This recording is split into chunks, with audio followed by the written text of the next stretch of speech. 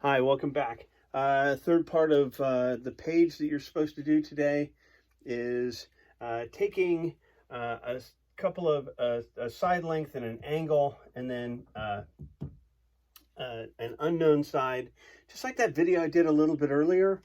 But I'm going to do it again because we're going to use the tangent function, and I put down the decimal form of the tangent of 36 because that's what we're going to use, because we're looking at this, and this would be the hypotenuse, and this is the opposite, and this is the adjacent side to the 36-degree angle. And that's really the crux of the whole issue, right? We need to know which function we're going to use.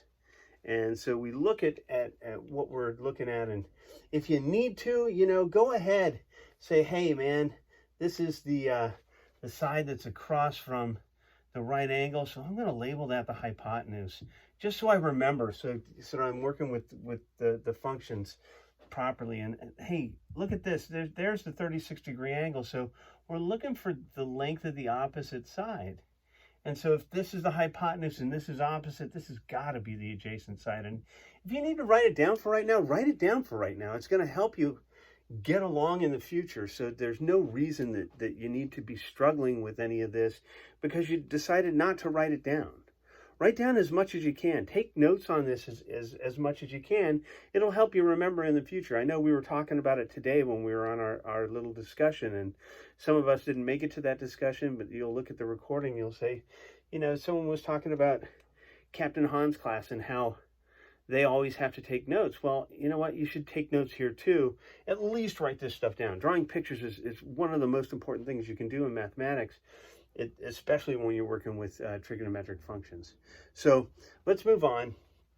It says find the length x, and we know now that we're looking for that thing that's across from it, the opposite side, and we're given the adjacent side. So when we're looking for opposite and adjacent, we know that the tangent function tells us that. So I'm going to write down tangent equals opposite over adjacent. And then I'm going to rewrite it, but I'm going to put in the tangent. This says that the tangent of 36, the ratio or the decimal form of the tangent of 36, if I put 36 tan into my calculator, I would get the same thing as if I divided this side length by this side length. That's all it says. That's all this little equal sign tells us, is that to find this magical ratio or this magical decimal, all we do is divide the length of this side over the length of that side. It's not really that magical or mystical. It's so confusing because there are functions that we've never used before. We don't look at them all the time, and we say, well, what does that have to do with anything? And really it has a lot to do with a lot of stuff. Just wait till you get to physics and you'll hate it even more. And so I'm going to look and I'm going to say, well, the opposite side here is that unknown side. I don't know it yet. I'll figure it out in a second. But I do know the adjacent side, and it was given to me, and that's our 7. Okay, well, how do I isolate my variable? Just like I did in the previous video, all you do is multiply both sides by 7, and that cancels out with that.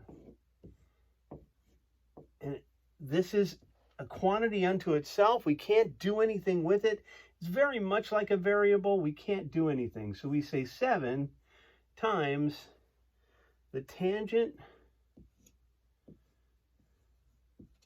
of 36 is equal to x.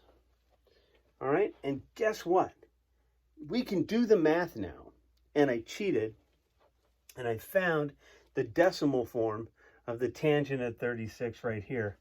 And so I'm just going to plug that in and say 7 times 0.727, and that's an approximation, is going to give us the length there.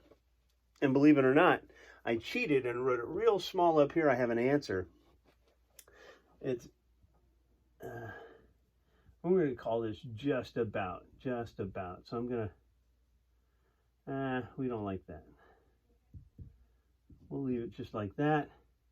And then 5.09, if I'm not mistaken, is the approximation of x. And there you have it. And that's all you have to do with this. And you'll do the same thing with the other two. I'll come back with one last video to help you with the last section. It's just like this, only we're going to find the angle, which is the most annoying part of using our trigonometric functions.